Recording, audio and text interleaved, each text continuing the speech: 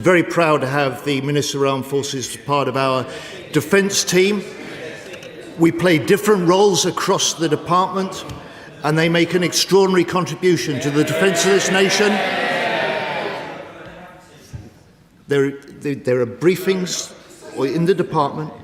They play an exceptionally important part in the defence of our country, the defence team of this nation, and I'm proud that they're part of it. And the Defence Investment Plan will be published shortly as we can settle it within government.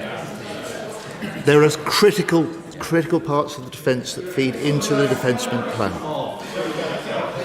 But, Madam Deputy Speaker, I'll give one more away and then I'll make some progress.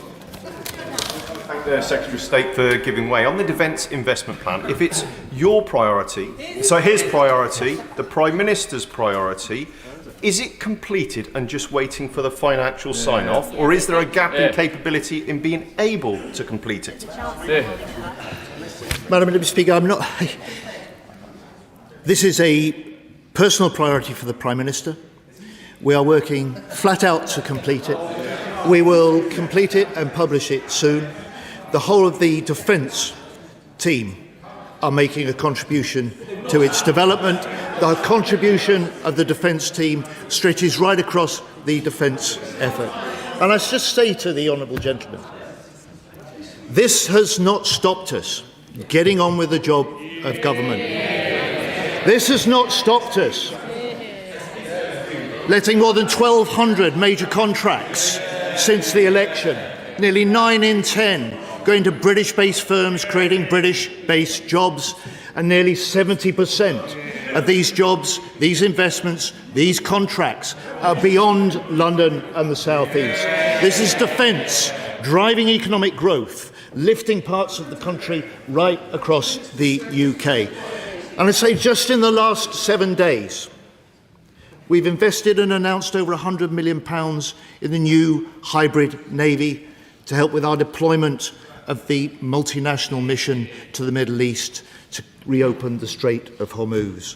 A £1 billion contract for new mobile artillery for the Army, with steel made in Sheffield, artillery barrels made in Telford, rapidly procured weapons for our Typhoons so they can shoot down drones at lower cost. And just yesterday I announced 13 contracts, each of up to £4 million, for small British defence tech firms, all of whom have the potential to become Britain's next defence unicorns. I'll give way to the right honourable gentleman, and then I will make some progress. I'm grateful to the right honourable gentleman. He knows I have a huge regard for him. We go back quite a long way, and therefore what I'm going to say to him now is, I hope, helpful to him and his defence team. Poland is planning to spend 9% of GDP eventually on defence. They're approaching 5% today from a standing start. Everybody in this House with an ounce of common sense wants the right honourable gentleman and his team to succeed and to get the money they require to increase our defences. But we're behind the curve. I'm not blaming him, I'm blaming other elements in government.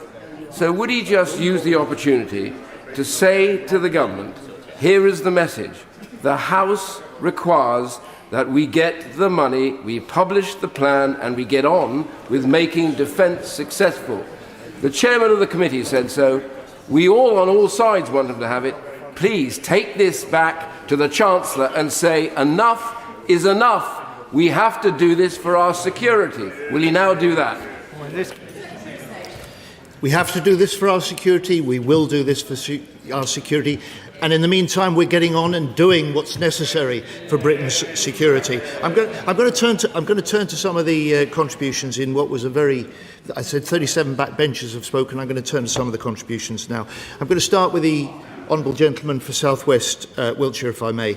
He urged us to re-provision our nuclear programme. And I just say to him, in this Parliament alone, we're now putting in £15 billion into the Warhead programme, £6 billion this Parliament into upgrading Barrow to produce the submarines that we need. To my honourable friend, the member for Newcastle upon Tyne in North, she talked rightly about the impact that defence skills have across the economy.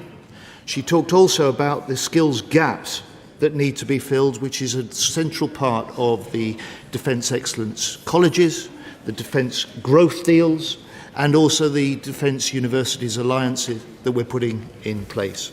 To my honourable friend, the member for Liverpool West Derby, he spoke really passionately about the work he's doing on the Food Security Commission. The testimony that he gave us from workers and from parents about the pressure they're under and the problems that creates was really moving, and we look forward to the Commission's report.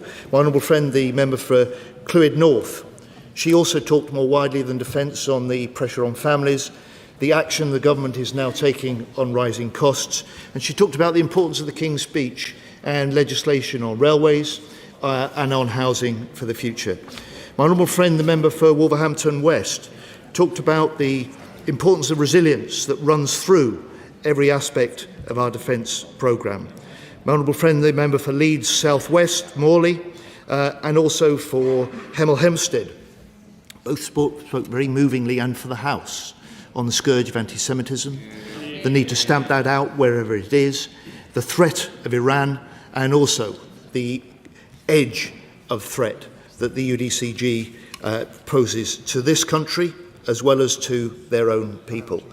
To my honourable friend, the member for Dunfermline Dollar, he asked for comments on Kabrit and Estonia, and I say to him, I shall be out there in Estonia with our forward land force tomorrow, and perhaps he'll forgive me. I'm probably going to give him a more up-to-date and informed comment if he'd like to wait until I come back, rather than I do at the dispatch box today. The honourable member, my friend from South East Cornwall, she talked about the important fact that our armed forces depend on the strength of the innovators, the strength of the industry that stands behind them.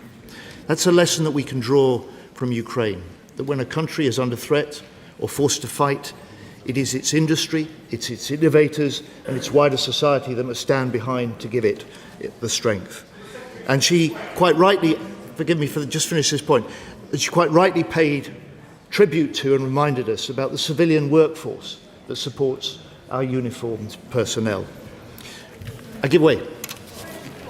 I'm grateful to the right honourable gentleman. On the point about Ukraine, we learned today about a delay to a ban on jet fuel and diesel made from Russian crude oil and refined in places like India and Turkey. Does he accept that the British people don't want to contribute one more ruble to the Kremlin for use in its war machine against the Ukrainian people? Well, Madam Deputy Speaker, I rather regret giving way to him because he's not been in during the debate, and it clearly wasn't in for the statement either, when that was very clear. New sanctions to clamp down on Russian oil and revenues, and the licensing regime as a way of bringing those new sanctions in. And I would just urge him to consult the record. No, I'm going to proceed. My honourable friend for Macclesfield, and I pay tribute to his work and those of other members from different parties for their all-party group on rearmament. He talked about the way that the locusts were busy on UK defence during those 14 Conservative years when they were hollowed out and underfunded, and the extent of the legacy that we now are recovering. And he quite rightly reminded us that defence isn't just a cost, a spending for government. Defence is an investment, it's an engine for growth across the country. My honourable friend, the member for Glenrothes and Mid-Fife, he gave us a direct example of this with his Methil shipyard, the fact that Labour defence investment and export wins have led to a transformation from what he described when he first became an MP as a bleak future to one that's been replaced now by a recruitment drive. That was a point that was echoed also by my honourable friend from Cowdenbeath and Kirkcaldy, and she quite rightly took the Scottish nationalists to task for their repeated failure to be willing to invest in defence skills. Skills that benefit our security, skills that benefit Scottish workers, skills that give opportunities to Scottish young people. My honourable friend, the member for North West Cambridgeshire, who's in his place there, he talked about the many military families in his area. He said quite rightly we have to look after those who look after us. And just as an aside, I've been campaigning for over a decade for exactly like he has, stronger licensing for taxi and private hire vehicles. And I welcome the comments that he made, entirely irrelevant to defence, nevertheless, in this important debate. My honourable friend for Portsmouth North spoke as the proud parent of a young forces member. She was quite right to say, at the heart of our government commitment is the nation's commitment to those who serve, and I'm delighted to hear that she's been successful in Portsmouth in helping win part of the Valour funding, the £50 million behind the new network of veterans centres. My honourable friend for Bury St Edmunds and Stowmarket quite rightly said, look, election security is linked to our national security. We're right to toughen up the rules over political funding.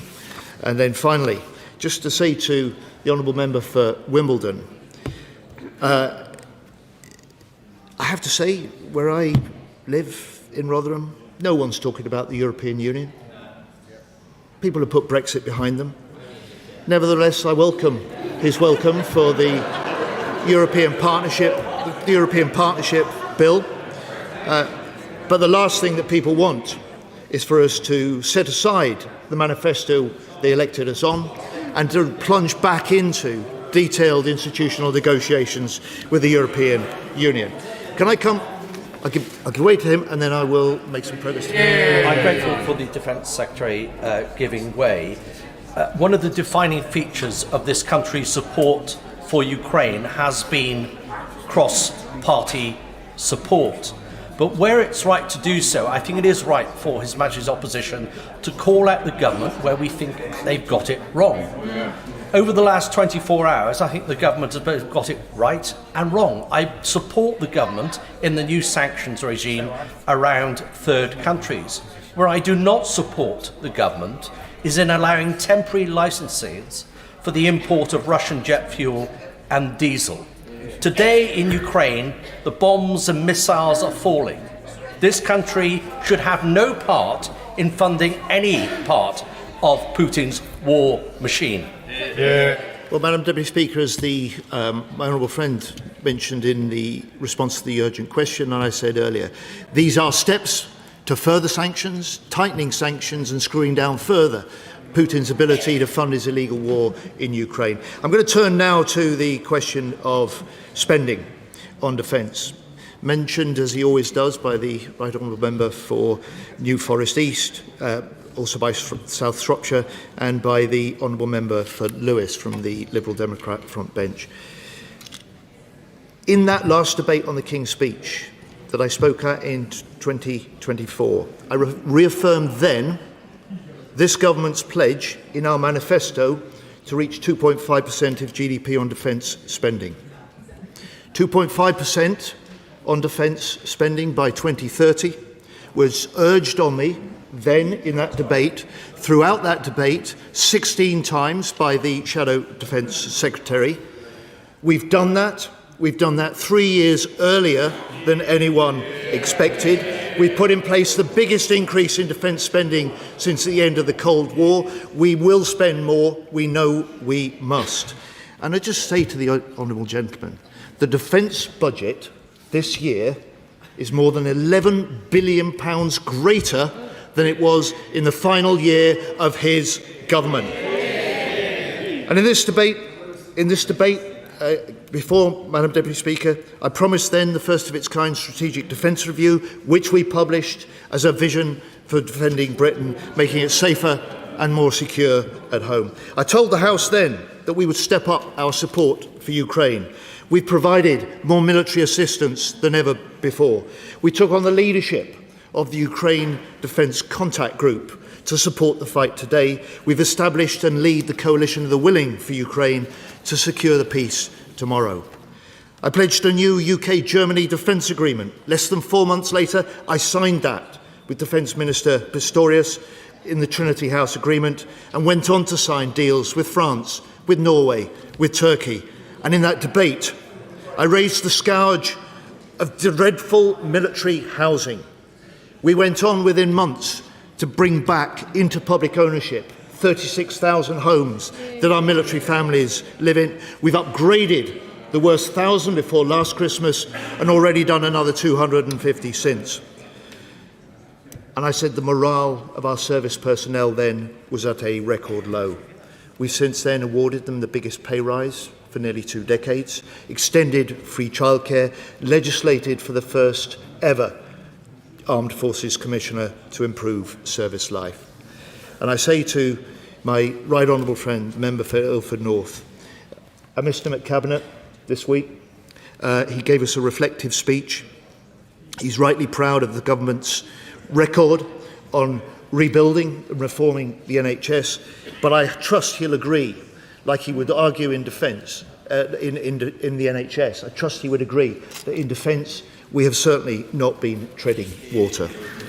Let me close, Madam Deputy Speaker, with the opening words of His Majesty the King last week. An increasingly dangerous and volatile world threatens the UK. Every element of the nation's energy, defence and economic security will be tested. Madam Deputy Speaker, every member of this House recognises that truth. We are a government committed to a decade of rising defence spending. We are a government committed to the readiness of our armed forces. We're a government committed to backing Britain's industry and its innovators, a government committed to making Britain safer, more secure at home and stronger abroad. The question is that the amendment be made. As many as are of that opinion say aye. Aye. Of the contrary, no. No! Clear the lobby.